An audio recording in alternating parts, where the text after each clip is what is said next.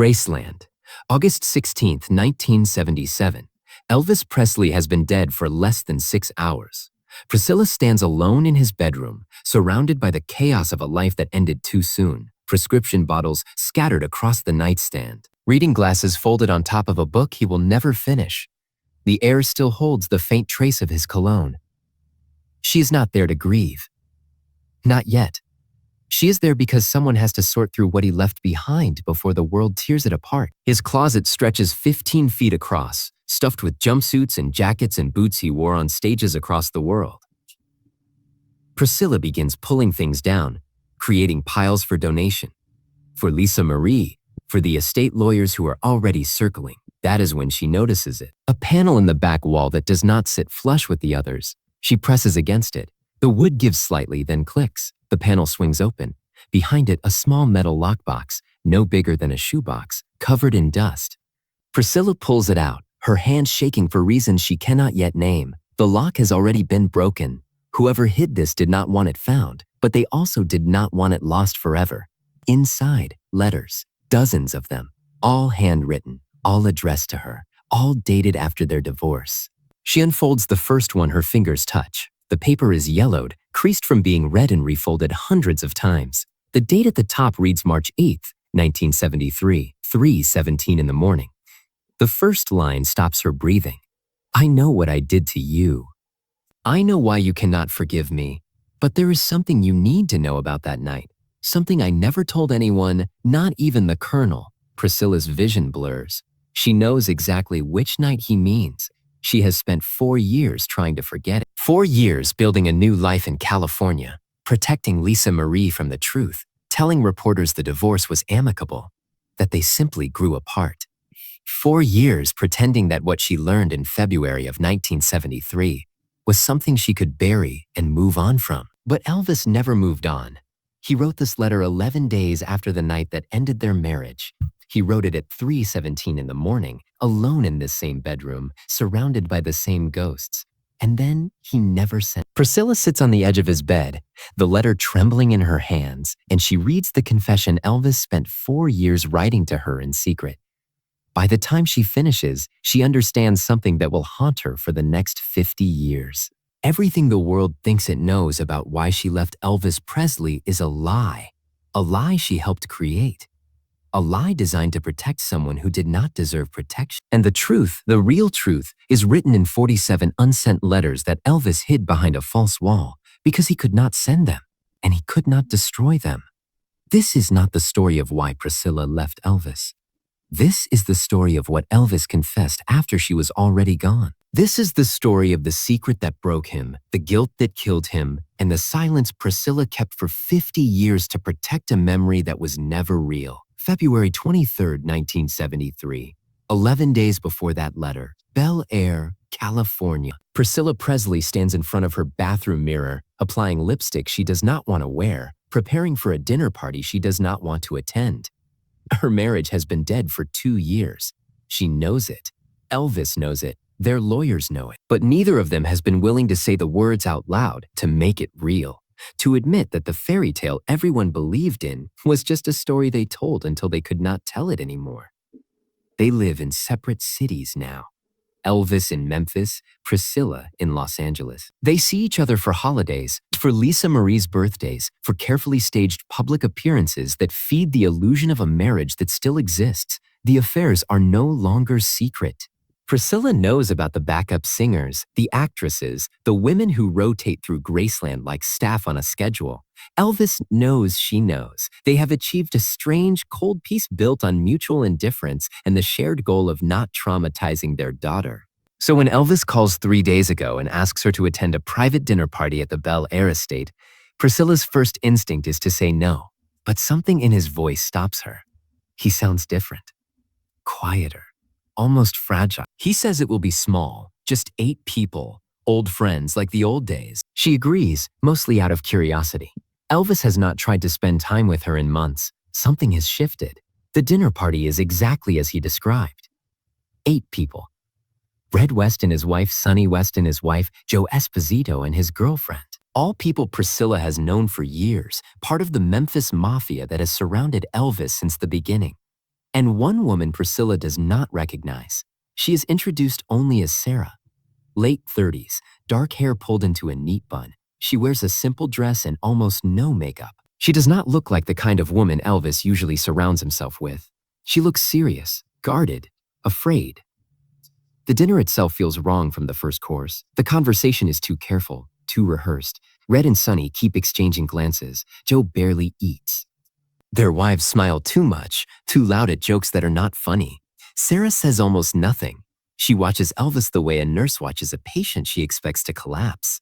Elvis drinks heavily, 3 glasses of wine before the main course. He is never a heavy drinker. Tonight, he empties his glass and refills it without looking at what he is pouring.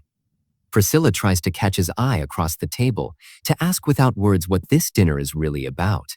He will not look at her. By dessert, the tension is suffocating. Priscilla is about to make an excuse and leave when Elvis stands. He thanks everyone for coming. He says it has been a wonderful evening. He asks if everyone would mind leaving except for Priscilla and Sarah.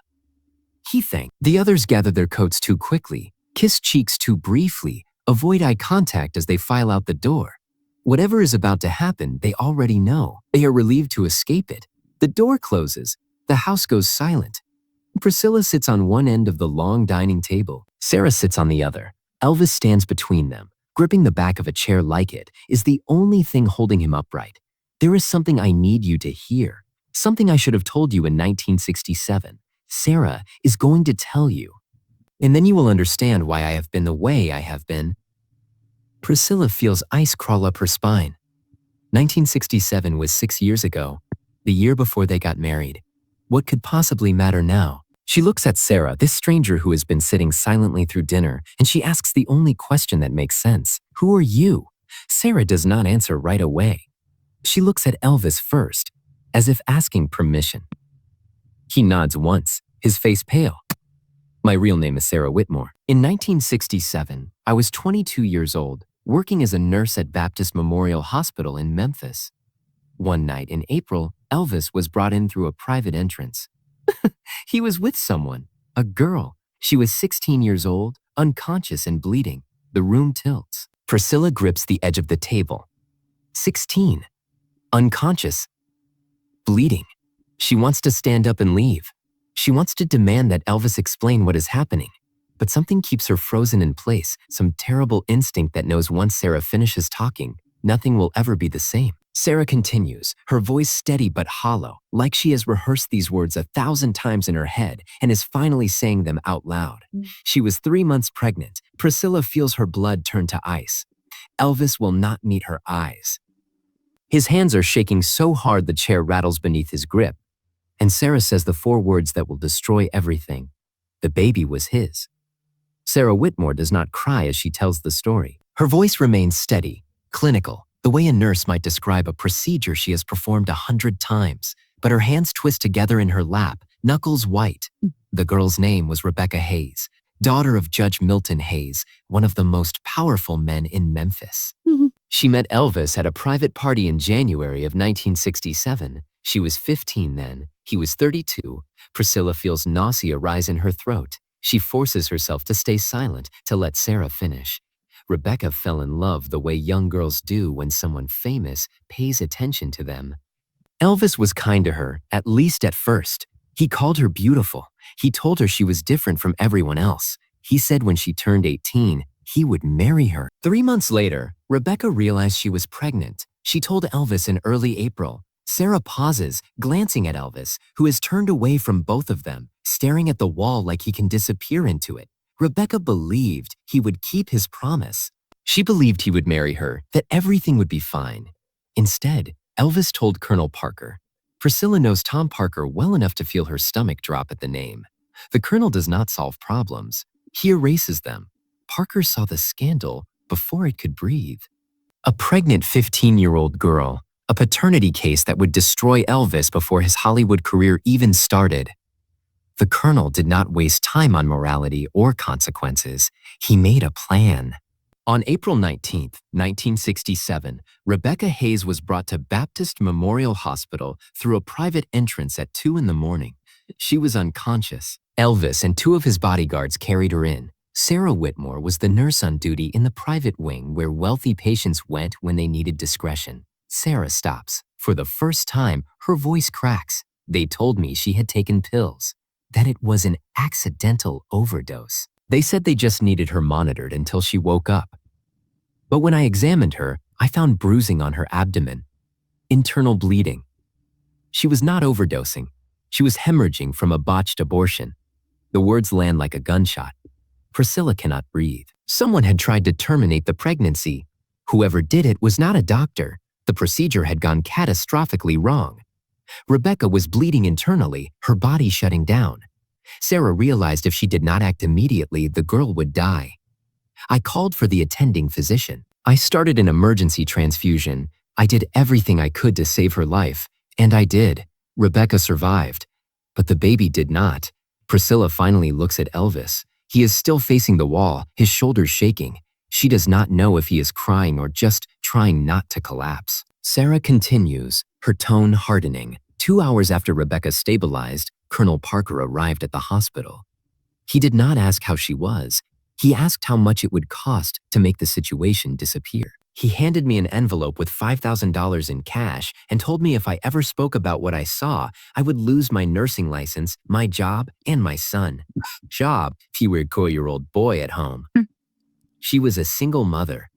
$5,000 was more money than she had ever seen. The threat was real. Parker had connections everywhere. So Sarah took the money. She signed a non-disclosure agreement. She transferred to a different hospital 3 months later and never spoke Rebecca Hayes' name again. Until now. Priscilla's voice comes out as a whisper. Why are you telling me this now? Sarah looks at her with hollow eyes because Rebecca Hayes killed herself 5 weeks ago in Paris. She left a note. The room goes silent except for the sound of Elvis breathing too fast, too shallow. The note mentioned Elvis by name. It mentioned the baby they took from her. It mentioned the nurse who tried to help. Rebecca spent 16 years trying to forget what happened to her. In the end, she could not. Priscilla feels rage and heartbreak collide inside her chest. She turns to Elvis, her voice shaking. You knew about this. You knew what Parker did. Elvis finally turns around. His face is wet with tears, his eyes red and swollen. I did not know. I swear to God, Priscilla, I did not know what he was planning. Then what did you think was going to happen? You told Parker about a pregnant 15-year-old girl. What did you think he was going to do? Throw her a baby shower? Elvis flinches like she has slapped him. I thought he was going to pay her family off. I thought he would make it go away quietly. I did not know he was going to hurt her. But you let him. Priscilla stands, her chair scraping against the floor. You handed her over to him and you walked away. I went to see her. Elvis's voice breaks. After she got out of the hospital, I went to her father's house. I was going to tell her I would marry her, that I would take care of her no matter what it cost me. But Parker had already been there. Judge Hayes told me if I ever came near his daughter again, he would have me killed, not arrested. Killed. Killed. Rebecca would not even look at me. She just sat there staring at the floor like she was already dead. Sarah speaks again, quieter now. The judge took a payment from Parker. $250,000. He sent Rebecca to Europe 2 months later. Told everyone she was studying abroad. She never came back to Memphis. Priscilla feels the full weight of it crushing her. This is not just about Elvis and a girl he got pregnant. This is about a system built to protect him at any cost. A machine that chewed up a 15-year-old girl and spit out money in silence. She looks at Elvis, this man she married, this man she thought she knew. When did you find out Rebecca was dead? 3 weeks ago. 3 weeks. Priscilla's voice is ice. You have known for 3 weeks that this girl killed herself, and you are only telling me now? Elvis wipes his face with the back of his hand. I did not know how to tell you. I did not know if I should tell you, so you set up this dinner party. You brought in Sarah to do it for you. You made me sit here and listen to this because you were too much of a coward to say it yourself. Elvis does not deny it. He just stands there, broken and pathetic, and Priscilla realizes something that changes everything. He is not telling her this to save their marriage. He is telling her this to save himself. He needs her forgiveness so he can sleep at night. He needs her to absorb his guilt so he does not have to carry it alone. But forgiving him means becoming part of the cover-up. Forgiving him means agreeing that Rebecca Hayes' story should stay buried. Forgiving him means letting Elvis walk away from this without consequences, just like he has walked away from everything else. Priscilla looks at Sarah. Does anyone else know about this? Only the people in this room, and Judge Hayes, and whoever Rebecca told before she died. Priscilla nods slowly. She picks up her purse from the chair. She walks toward the door. Elvis follows her. Scylla, please. We can figure this out. There is nothing to figure out. Priscilla opens the door, her hand steady, even though her entire body is shaking. You let a 15-year-old girl get destroyed to protect your career. You let Colonel Parker turn her into a problem that needed solving. You went to see her once, got scared, and never looked back. And now she is dead, and you want me to tell you it is okay. It is not okay. Priscilla walks out into the cool California night. She does not look back. Behind her, she hears Elvis collapse into sobs, the sound of a man finally understanding what he has lost. She drives home in silence. She puts Lisa Marie to bed. She sits in her own bedroom staring at the wall until the sun comes up. And then she calls her lawyer and tells him to file for divorce. 11 days pass before Elvis writes the letter. 11 days of silence. 11 days of Priscilla refusing to answer his calls. 11 days of Lisa Marie asking why Daddy sounds so sad on the phone. 11 days of Elvis sitting alone in Graceland, surrounded by people who work for him but cannot help him. He does not eat. He barely sleeps. The pills that used to help him perform now just keep him awake, staring at the ceiling, replaying the look on Priscilla's face when she walked out of that house in Bel Air. She filed for divorce on February 26th. 3 days after the dinner party, the papers arrived at Graceland by courier. Elvis read them once, then put them in a drawer and never looked at them again. His lawyers tell him to fight it. They tell him California is a community property state, that Priscilla could take half of everything he owns. They tell him to protect his assets, to negotiate, to make her sign agreements that keep the details private.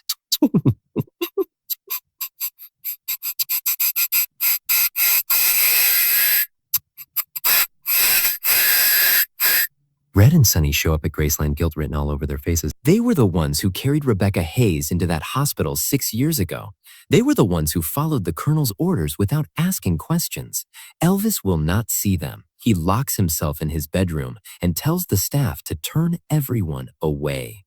On March 7th, he takes enough pills to sleep for 14 hours. He wakes up at midnight, groggy and disoriented. He stumbles to the bathroom, splashes water on his face, and catches his reflection in the mirror. He does not recognize the man staring back, bloated, exhausted, hollow-eyed. This is not the Elvis Presley the world knows. This is what lives underneath the sequins and the charm and the legend. He goes back to his bedroom. He sits at the small desk near the window. He pulls out a piece of paper and a pen. It is 3:17 in the morning when he starts writing. The letter begins as an apology. That is what Elvis knows how to do. Apologize. Make promises, ask for forgiveness he does not deserve. But somewhere around the second page, the apology turns into something else, a confession. Not the sanitized version he told Priscilla at the dinner party, but the full truth he has been carrying alone. He writes about the night he met Rebecca Hayes, how young she looked, how he knew even then that paying attention to her was wrong. How he did it anyway, because it felt good to be wanted by someone who did not know him as Elvis Presley yet. He writes about the moment she told him she was pregnant, how his first thought was not about her, but about his career, about what the scandal would do to the movies he had lined up, the concerts already booked, the image the colonel had spent years building. He writes about calling Parker, about sitting in his office while the colonel laid out the plan in cold, transactional terms. The girl would be taken care of. The family would be compensated. The problem would disappear. Elvis writes the words he has never said out loud. I did not ask what taking care of her meant. I did not want to know. I just wanted it to go away. He writes about seeing Rebecca in the hospital afterward, how small she looked in that bed, how she would not meet his eyes, how one of the nurses, Sarah Whitmore, looked at him with so much disgust he had to leave the room. He writes about going to her house 2 weeks later, convincing himself he was going to fix it. How Judge Hayes answered the door with a gun in his hand and told Elvis if he ever came back, he would kill him and make it look like an accident. Rebecca sat on the couch behind her father. Elvis could see her through the doorway. She stared straight ahead, her hands folded in her lap, her face completely blank. She looked like someone who had already died but whose body had not figured it out yet. Elvis writes about the money. $250,000. He did not know the colonel had paid it until years later, when he was going through accounting records and saw the withdrawal, April 1967. Personal payment authorized by Thomas Parker. The colonel had used Elvis's money to buy Rebecca Hayes's silence. Elvis had paid for the cover-up of his own crime without even knowing it. When he found out, he confronted Parker. The colonel did not apologize. He did not even pretend to feel guilty. He looked at Elvis and said, "I saved your career. You are welcome." Elvis writes all of this in the letter. He writes it in handwriting that gets messier as the pages pile up, as exhaustion and pills and grief blur together. But the part that breaks him, the part that makes him put the pen down and sob into his hands, is what he writes about Priscilla. "I failed Rebecca, but I failed you worse. Because I brought that failure into our marriage. Every time I touched you, I thought about her. Every time I held Lisa Marie, I thought about the baby they killed. I became someone I do not recognize, and I blamed you for not saving me from myself." He writes that he knows she will never forgive him. He writes that she should not forgive him. He writes that the only thing he is left to ask is that she not tell Lisa Marie the truth. Let his daughter remember him as something better than what he actually is. The letter is 11 pages long when he finally stops writing. The sun is starting to rise outside. Elvis folds the pages carefully, puts them in an envelope, and writes Priscilla's name on the front. Then he puts the envelope in his desk drawer. He does not send it. He tells himself he will send it tomorrow, that he just needs to read it one more time, make sure the words are right. But tomorrow comes and he still does not send it. Days turn into weeks. Weeks turn into months. The letter stays in the drawer. Elvis writes another one, then another. Over the next 4 years, he writes 47 letters to Priscilla. All of them say the same thing in different ways. All of them are apologies and confessions and desperate attempts to make sense of what he allowed to happen. He never sends any of them. Instead, he reads them to himself late at night when the pills stop working and sleep will not come. He reads them like prayers, like if he says the words enough times, they will somehow undo the damage. But words do not undo damage. Words just make the guilt easier to carry for a few hours before it comes back heavier than before. Priscilla never responds to any of the calls Elvis makes in those first few months. She changes her number. She communicates only through lawyers. When Elvis sees Lisa Marie, it is on a schedule arranged by attorneys and supervised by staff. Priscilla does not tell anyone the real reason for the divorce. She does not sell the story to a magazine. She does not go on television and destroy Elvis the way she easily could. She protects him, not because she forgives him, but because she loves their daughter more than she hates what he did. But the protection comes with a cost. Priscilla now carries the same secret that killed Rebecca Hayes. She knows what Elvis did. She knows what the colonel did. She knows a 15-year-old girl was destroyed to protect a career, and she is choosing to stay silent about it. Every interview where she smiles and says the divorce was amicable, she is lying. Every time someone asks if she still loves Elvis, and she gives a diplomatic answer, she is burying Rebecca a little deeper. The silence does not honor the dead, it just protects the guilty. And Priscilla knows it, but she does it anyway. For Lisa Marie, for the memory of who she thought Elvis was before she knew the truth. Elvis keeps writing letters he will never send. Priscilla keeps telling lies she does not believe.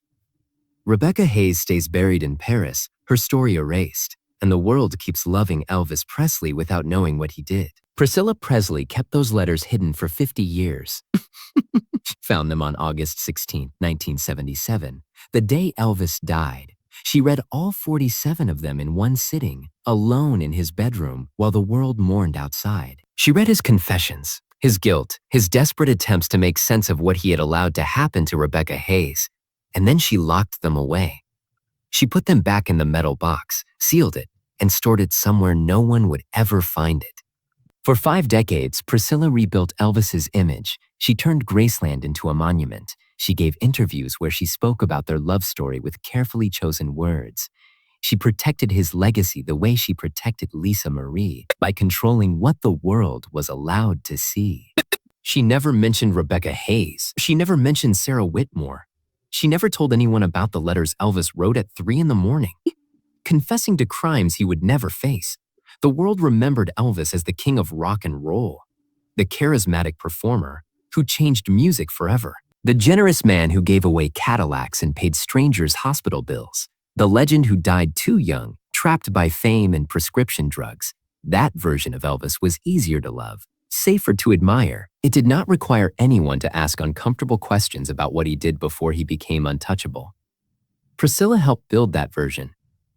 She gave the world the Elvis they wanted, not the Elvis who actually existed.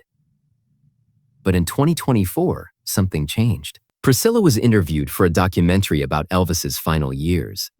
The interviewer asked her a question she had been asked 1,000 times before. What was the real reason you divorced him? For 50 years, Priscilla had given the same answer. We grew apart. The pressure of fame was too much. We wanted different things. This time, she told the truth. She told Rebecca Hayes' story. She read portions of the 317 letter on camera. She explained why she had stayed silent for so long and why she could not stay silent anymore. The interviewer asked her why now. Why, after 50 years of protecting Elvis, was she finally willing to let the world see who he really was? Priscilla's answer was simple. Because I realized I was doing exactly what Elvis did, choosing legacy over truth. And that is what killed Rebecca. That is what broke Elvis. That is what poisoned everything. The documentary has not been released yet, but word has already spread. Journalists are investigating. Historians are digging through archives. People who knew Rebecca Hayes are starting to talk. Sarah Whitmore died in 1998, but she left behind a written account of that night in April 1967. It corroborates every detail of Elvis's letters. She sealed it with instructions that it not be opened until 2025. Judge Milton Hayes, Rebecca's father, died in 1981, but his private journals were discovered by his grandchildren 2 years ago. One entry, dated April 20th, 1967, reads, I sold my daughter's pain for a number I cannot even spend. Colonel Parker is the devil, and I made a deal with him. God forgive me. The pieces are coming together. The story Priscilla buried is clawing its way back to the surface. And the question everyone is asking now is the same question. Priscilla has been asking herself for 50 years. Can we separate the art from the artist when the artist spent his final years confessing to something he never faced consequences for? Priscilla does not have an answer. She says she loved Elvis. She says she still loves parts of who he was, but she cannot keep protecting him from the truth anymore. Rebecca Hayes deserves to be remembered. Her name deserves to be spoken. Her story deserves to exist outside of sealed letters and hidden journals. And Elvis, Priscilla says, died trying to outrun what he had done. Maybe if he had faced it, really faced it, he could have lived differently. Maybe if he had told the truth instead of writing letters he never sent, he could have found some kind of peace, but he did not. He chose silence. He chose guilt over accountability. He chose to carry the weight alone, and it killed him just as surely as the pills did. The letters are being donated to an archive. They will be available to researchers, historians, and anyone who wants to understand the man behind the myth. Rebecca Hayes' name will be added to the official record of Elvis's life. The truth will finally exist in the same space as the legend. Whether that destroys his memory or redeems, it is not for Priscilla to decide anymore. She has spent 50 years protecting a version of Elvis that was never real. She is done. What happens next is up to the rest of us. Do we keep worshiping the king, pretending the darkness does not matter because the music was so good? Do we erase him entirely, decide that what he did cancels out everything he gave the world? Or do we do the harder thing? Do we hold both truths at the same time? Do we acknowledge that Elvis Presley was brilliant and broken, generous and selfish, capable of great love and terrible cowardice? That he changed music forever and destroyed a 15-year-old girl to protect his career? That he gave joy to millions and let Colonel Parker turn a human being into a problem that needed solving? Priscilla believes that is the only honest way to remember him. Not as a saint, not as a monster, but as a man who made choices, and those choices had consequences, and some of those consequences were catastrophic. Elvis wrote in the 317 letter, "I do not deserve forgiveness, but I am desperate for the truth to mean something." Priscilla kept his secret for 50 years to protect Lisa Marie. But Lisa Marie is gone now, and Priscilla realized something that changed everything. The only way to honor Elvis is to stop pretending he was someone he was not. The real Elvis, the one who wrote those letters, the one who carried that guilt until it killed him, deserves to be remembered too. Not because it makes him more sympathetic, but because the truth, even when it is ugly, matters more than the myth. Rebecca Hayes died believing no one would ever know her name. She died thinking her story would stay buried forever, that Elvis Presley's legend was too big to be touched by something as small as her pain. She was wrong. 50 years later, her name is being spoken. And the man who let her be erased is finally being held accountable. Even if only by history. Elvis kept Rebecca's memory locked in letters he never sent. Priscilla kept those letters locked in a box she never opened. But secrets do not stay buried forever. Eventually, someone opens the box. Eventually, the truth demands to be heard. This is that moment. Priscilla Presley protected Elvis's image for half a century, then decided the truth mattered more than the legend. Do you think she was right to wait this long, or should she have spoken the moment he died? Does knowing this change how you hear his music, or does the art stand separate from the man who made it? There is no easy answer here. Tell us where you stand. And if this story made you see Elvis differently, share it with someone who still believes in legends that have never been questioned.